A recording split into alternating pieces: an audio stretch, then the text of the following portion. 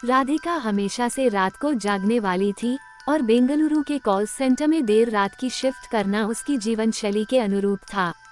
वह आधी रात के बाद ऑफिस से निकलती थी, अपनी भरोसेमंद स्कूटी पर सुनसान सड़कों से गुजरती थी।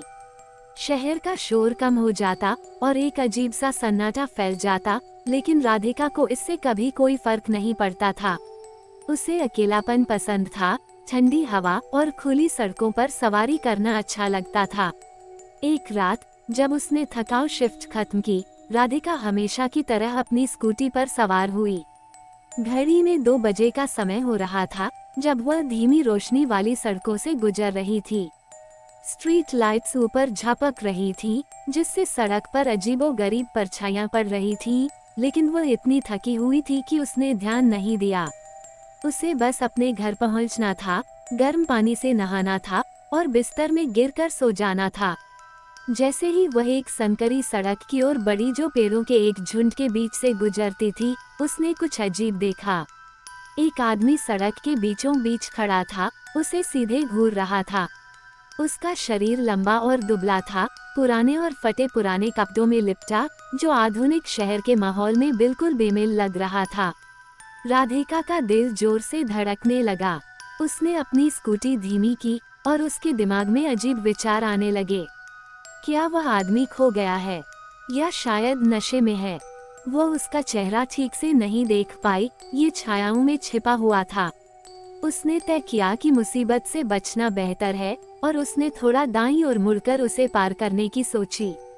लेकिन जैसे ही वो उसके पास पहुंची, वह आदमी अजीब तेजी से फिर से उसकी राह में आ गया, उसका रास्ता रोक दिया। चौंक कर राधिका ने अपनी स्कूटी रोक दी, बस कुछ ही फीट की दूरी पर। उसका दिल तेजी से धड़कने लगा और उसने उसकी आंखों में देखा। उसकी आंखें गहरे काले गड्ढों जैसी थीं और उसकी त्वचा सफेद और लगभग पारदर्शी थी।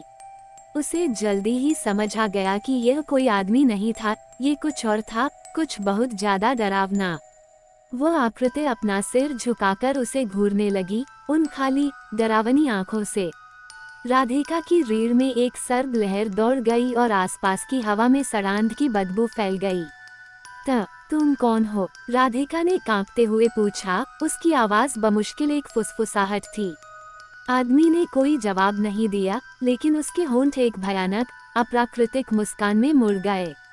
धीरे धीरे उसने अपना हाथ उठाया, सीधे उसकी ओर इशारा किया और उसकी आवाज रात में दूर से आई फुसफुसाहट जैसी गूंज उठी, तुम बच नहीं सकती।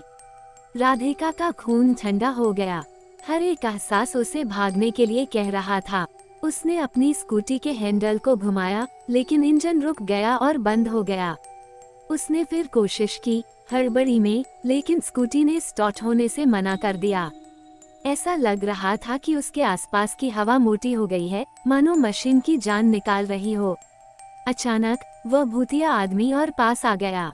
राधिका महसूस कर सकती थी कि तापमान अचानक गिर गया है और उसकी सांसें ठंडी हवा में धुंध बनकर निकल रही थीं। उसने अपना हाथ आगे बढ़ाया, धीरे धीरे और करीब आता गया। जैसे ही उसकी उंगलियां उसे छूने वाली थीं, राधिका चिल्लाई और स्कूटी को किसी तरह से स्टार्ट कर लिया, अंततः उस ताकत से खुद को आजाद कर लिया जो उसे जकड़े हुए थी। स्कूटी गर्जना के साथ आगे बढ़ी और वह उस आदमी के पास से तेजी से निकल गई। उसका दिल जोर से धड़क रहा था। जब उसने रियरव्यू मिरर में पीछे देखा तो वह आदमी गायब था। उसके पीछे की सड़क खाली थी, जैसे वह कभी वहां था ही नहीं। लेकिन वह अजीब सा सन्नाटा अभी भी कायम था और ठंडक अब भी हवा में बसी हुई थी। जब वो घर पहुंची तो उसके हाथ कांप रहे थे जब उसने दरवाजा बंद किया। उसका दिमाग तेजी से दौड़ रहा था, उस घटना को समझने की कोशिश कर रहा था जो अभी उसके साथ हुई थी। वह कौन था या वह क्या था जो उसने देखा, और वह उसे क्यों दिखाई दिया। अगली कुछ रातों तक राधिका ने उस रास्ते से बचने की कोशिश की। उसने खुद को समझाया कि यह एक भ्रम था, शायद थकान की वजह से उसके दिमाग का खेल। लेकिन उसके दिल में वो सच्चाई जानती थी। कुछ हफ्तों बाद उसने अपने सहकर्मियों के बीच उस इलाके में अजीब घटनाओं की चर्चा सुनी। एक आदमी जो रात के समय अचानक प्रकट होता था और फिर बिना किसी निशान के गायब हो जाता था।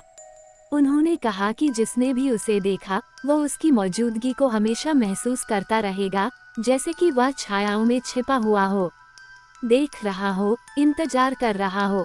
राधिका ने इसे अनदेखा करने की कोशिश की, लेकिन हर रात उसे वही एहसास होता था, एक ठंडा, रेंगता हुआ एहसास, जैसे कोई या कुछ उसे देख रहा हो। और सबसे अंधेरे क्षणों में, जब सारी दुनिया शांत हो जाती, वह दूर से एक फुसफुसाहट सुनती, तुम बच नहीं सकती। और वह जानती थी, एक दिन वह फिर लौटेगा।